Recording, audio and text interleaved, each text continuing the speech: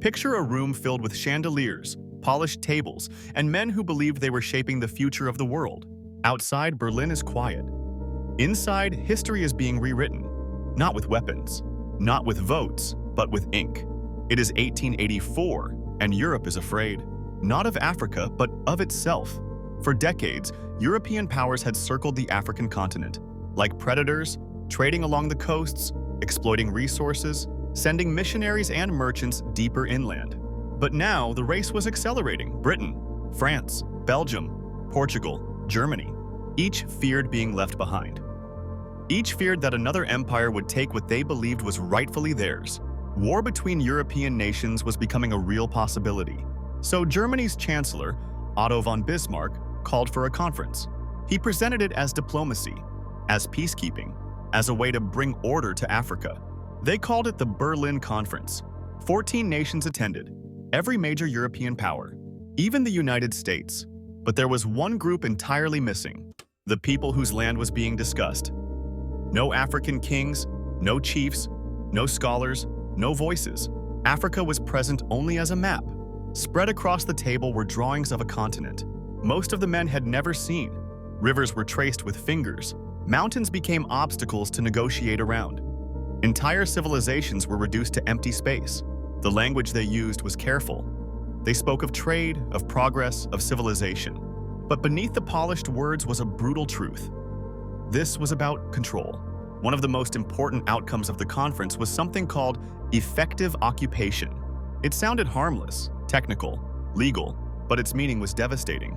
Under this rule, a European nation could only claim African land if it physically occupied it, if it sent soldiers, built administrations, controlled trade. This single rule turned Africa into a battlefield. Colonization was no longer theoretical. It had to be enforced, quickly, violently. Entire regions were invaded to plant flags before rivals arrived. Resistance was crushed. Kingdoms that had stood for centuries were dismantled in years. Then came the borders. Using rulers and straight lines, Europeans divided Africa among themselves. Borders cut through ethnic groups, split families, merged historic enemies, and erased political systems that had governed societies long before Europe's arrival. These borders were not designed to function. They were designed to extract. Nowhere was the horror more concentrated than in the Congo. At the conference, the Congo Basin, one of the richest regions on Earth, was handed to King Leopold II of Belgium, not to Belgium, to Leopold himself. On paper, he promised humanitarian work, the end of slavery, development. In reality, the Congo became his personal labor camp. Villages were forced to meet rubber quotas. Failure meant punishment. Hands were cut off. Families were held hostage. Millions died. One of the worst atrocities in human history was legalized in Berlin, thousands of miles away from the bloodshed, and Europe looked away.